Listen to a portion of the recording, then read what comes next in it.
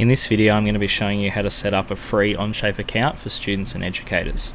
So the first thing we're going to need to do is go to Google and search for Onshape. It should be the first link that comes up. We're going to click on that.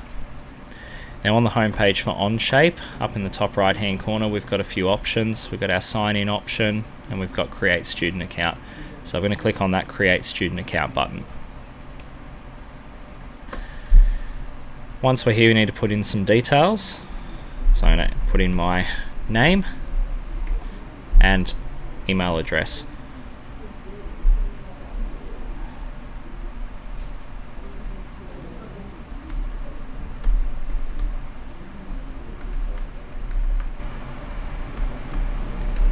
I'm then going to hit submit.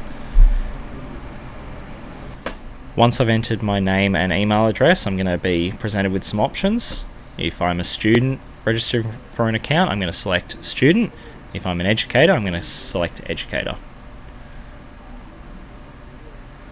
I then need to pick whether I'm at college or university or grade school. If you're a student at school, you're going to select school. We're then going to put in the school name, followed by the school website, the year that you will graduate, year 12, and a reason for using Onshape. So I'm going to go ahead and do that now.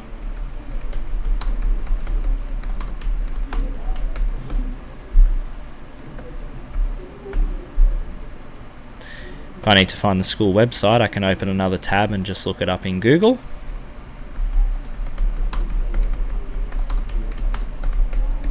Again, it should be the first link that comes up. If I open that up, I can then click on the URL up the top, use Control-C on my keyboard to copy it, go back to Onshape, click in the school website box, use Control-V to paste it, and I've then got the school website there. Graduation year, it's going to be however many years until you graduate year 12, select that year. So I'm just going to pick a random year for me. Purpose for using Onshape.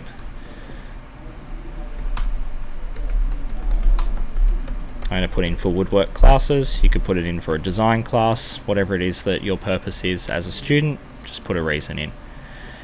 We then need to tick a few disclaimers to make sure you are of the age of 13 or older. Going to use it for classroom instruction or as a student, and agree to their terms of service. I'm going to click complete sign up.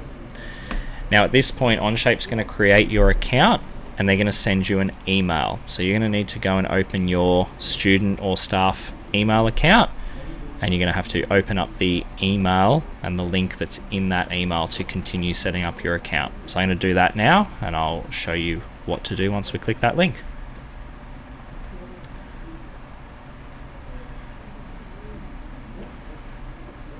So once you click on the link, it's going to give you the option to activate your account, and you're going to need to select a password.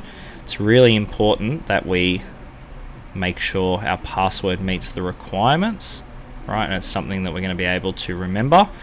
Don't worry too much, right? It's very easy to recover your password. If you do forget it, it's simple to reset it as long as you have access to your email address. All right, so you're going to go ahead and create a password that meets all of this criteria. We can leave the company name blank. All right, we're then going to check the two boxes and click get started. So I'm just going to create a password very quickly.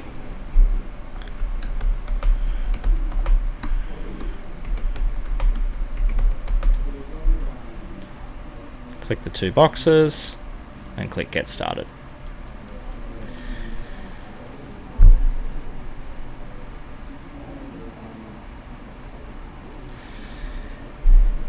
It might take you a couple of clicks of the get started. Sometimes it will glitch a little bit, but you should get taken to this page where it's time to set up our default units.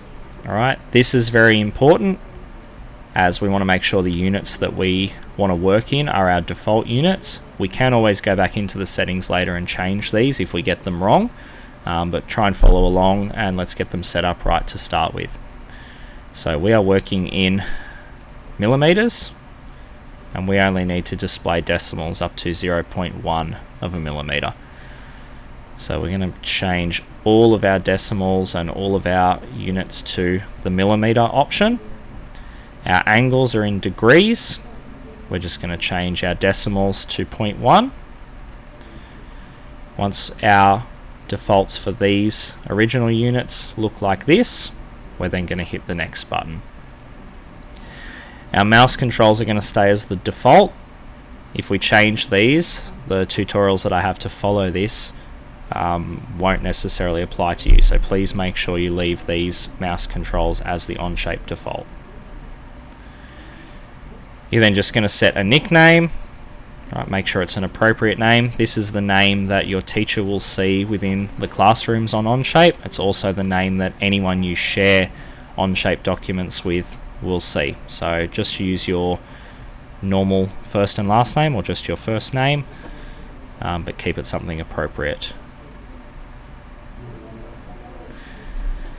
Then hit next. It's going to check that our browser is compatible, and once it is compatible, we can click the done button, and we are all signed up for an Onshape account, and we are logged in. And this is what our home page is going to look like when we log into Onshape each time. Thank you.